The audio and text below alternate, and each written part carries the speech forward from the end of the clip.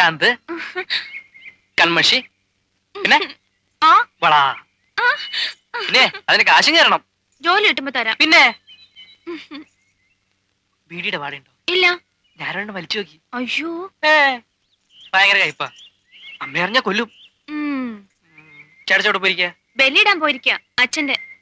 പിന്നെ ചേട്ടച്ച പറഞ്ഞാ ഞാൻ വീഡിയോ വിളിച്ചാലും പറയല്ലേ.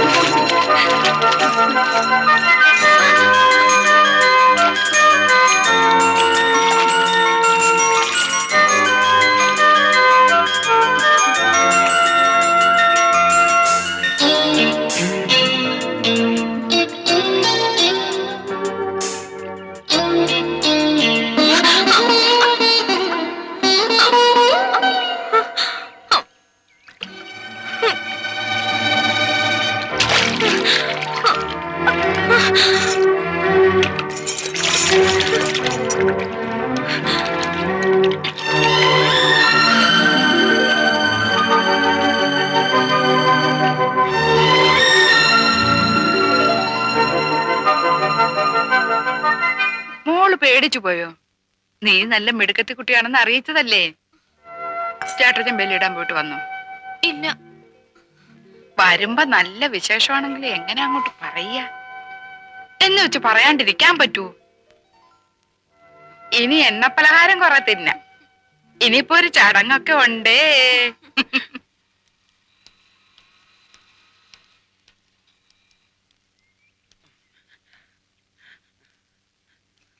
എന്താ എന്താ കാര്യം? ഉണ്ട്, മീനാക്ഷിക്ക് ഒരു വിശേഷം ഉണ്ട്. എന്താ വിശേഷം? അതെ, ഇന്ന് തൊള്ള തുറക്കാതെ. അതൊക്കെ പെമ്പിള്ളാർക്ക് പറഞ്ഞിട്ടുള്ളതാ. അവളെന്തേ? ഇപ്പൊ കാണണ്ട, ഞാൻ വിളിച്ചു കാണിക്കാം.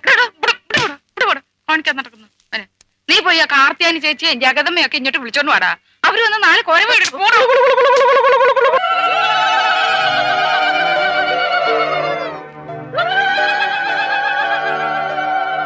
ഉണ്ണിക്കുഞ്ഞെ നോക്കിക്കേ, ഇന്നലത്തെ മീനാക്ഷി അല്ല ഇന്നത്തെ മീനാക്ഷി. ആളങ്ങ് മാറിപ്പോയി.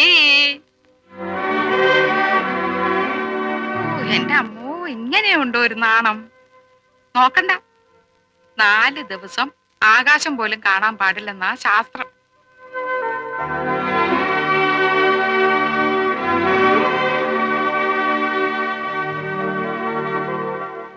ചേട്ടച്ചാ, ഈ മീനാക്ഷിക്ക് ഇപ്പൊ പെട്ടെന്ന് എന്താ പറ്റിയത്? ഒലക്കയുടെ മൂടൻ പിന്നാരം ചോദിക്കാൻ നടക്കുന്നു ഒരു മരങ്ങോടൻ. എന്റെ ദൈവമേ, ഇവനെ അവൻ കാര്യം കുറച്ചെങ്കിലും അറിയട്ടെ. മീനാക്ഷി വലിയ കുട്ടിയായി. ഇനി നിന്റെ കൂടെ പഴയതുപോലെ ഓടാനും ചാടാനും അവള് വരില്ല. ഇംഗ്ലീഷിൽ ഒരു സേയിങ് ഉണ്ട്, there is blood on the moon. വലിയ കുട്ടിയാകുമ്പോ നിനക്കത് മനസ്സിലാവും.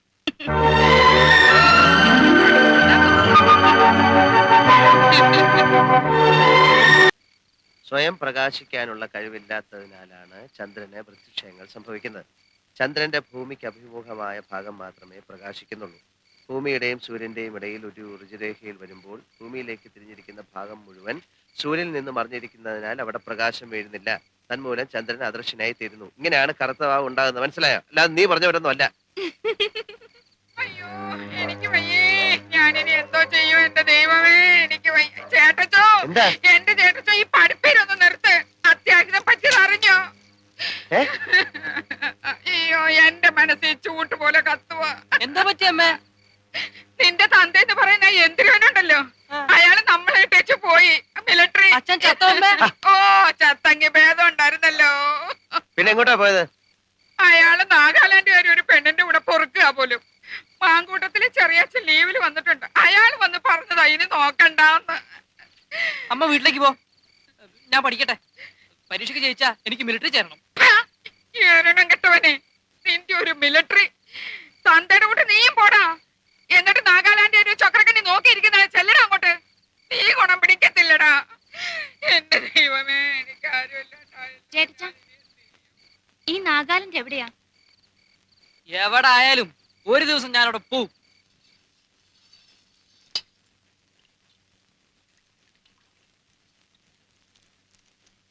ചേട്ടച്ചാ, ആ ചേട്ടച്ചാ, പറഞ്ഞോടി. ശ്രദ്ധ മാറിയ എന്നയുടെ മൂപ്പ് കയറ്റും. ഇത്രയും ബന്ധപ്പാടുണ്ടായിരുന്നെങ്കിൽ വല്ല കാര്യം ഉണ്ടായിരുന്നോ? വാര്യർ സാർ എന്താ പറഞ്ഞെന്നറിയോ? ഈ എണ്ണയുടെ മണം കേട്ടാ മതി മുടി താനെ വളരുന്നു. അത് എങ്ങനത്തെ മുടി? എലുമ്പ മുടിയൊന്നും അല്ല, നല്ല ഉള്ളുള്ള മുടി.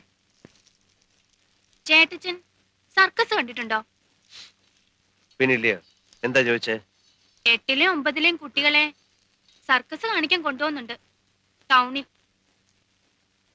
ഇപ്പൊ ചെറിയൊരു മണം കിട്ടുന്നുണ്ടോ? ഇല്ല. ആയിട്ടില്ല.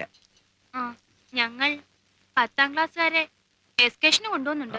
തീ ഇനി കുറച്ച് മതി. ചേട്ടച്ചൻ മലമ്പുഴ ഡാം കണ്ടിട്ടുണ്ടോ? ഊട്ടി പോയിട്ടുണ്ടോ? കന്യാകുമാരിയിലോ തേക്കടിയിലോ പോയിട്ട്? ഒരു കാര്യം ചെയ്തുകൊണ്ടിരിക്കുമ്പോഴാണോ നാശം? ഈ ഭൂഗോളം ചുറ്റിക്കറങ്ങലായിരുന്നു എന്റെ പണി. എന്താ വേണ്ടേ? കാര്യം പറ. എസ്കേഷന് പോകുന്നവര് 150 രൂപയും പേരും നാളെ നാളെ അല്ല നാളെ കൊടുക്കണം. അത് നിർബന്ധമൊന്നുമില്ലല്ലോ, പോകുന്നവര് കൊടുത്താ പോരെ. എനിക്ക് വേണ്ട. പോകണം. എക്സ്കർഷൻ എന്ന് പറഞ്ഞ് കണ്ട അവള് മാറുടെ കൂടെ കണ്ട കാട്ടിലും മലയിലും കൊക്കയിലും ഒക്കെ വണ്ടി മറിഞ്ഞ് വെള്ളത്തിൽ കാലും വഴുതി വീണേച്ച് വേണ്ട പെരിയാക്കരുത്. പഠിക്കാൻ നോക്കൂ. ക്ലാസ്സിലെ ബാക്കി എല്ലാരും പോകുമ്പോ നീ മാത്രം പോകുന്നില്ല, അതുകൊണ്ട് എന്താ കുഴപ്പം? എല്ലാവരും വെടിവെച്ചോല്ലോ. അതെ, ബാക്കിയുള്ളവരെ പോലെ അല്ല മീനാക്ഷി. മീനാക്ഷിയാ. അവളെ വളർത്തുന്ന ചേട്ടച്ചനുണ്ടല്ലോ, അയാളൊരു മൂരാച്ചിയാ. പൊയ്ക്കോ എന്റെ മുമ്പിൽ എണ്ണ തിളച്ചോണ്ടിരിക്കുക. കൊടിയ മോന്തയ്ക്ക് ഒഴിക്കും പോ.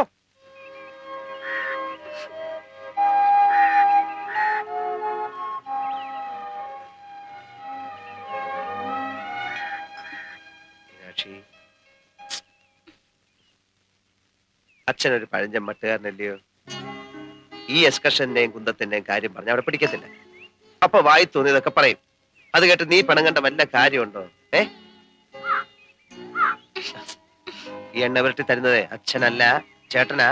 വേണ്ട, ഞാനിപ്പോ കുളിക്കുന്നില്ല. നീ ചുമ്മാ വാശി പിടിക്കാതെ.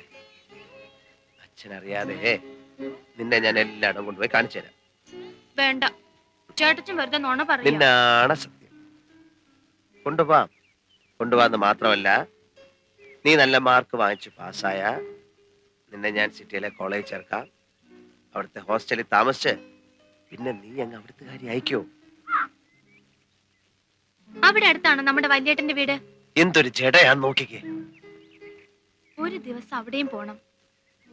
ഞാൻ ആ ചേട്ടത്തിയെ കണ്ടിട്ടേയില്ല. കാണുന്നിട്ട് നിനക്ക് വല്ല കുഴപ്പമുണ്ടോ? ഉണ്ടോന്ന്? അച്ഛൻ മൈൻഡ് ചെയ്യണ്ട. എഴുന്നേറ്റ് പോയി നല്ല വണ്ണം അങ്ങോട്ട് മുങ്ങി കുടിക്കേ.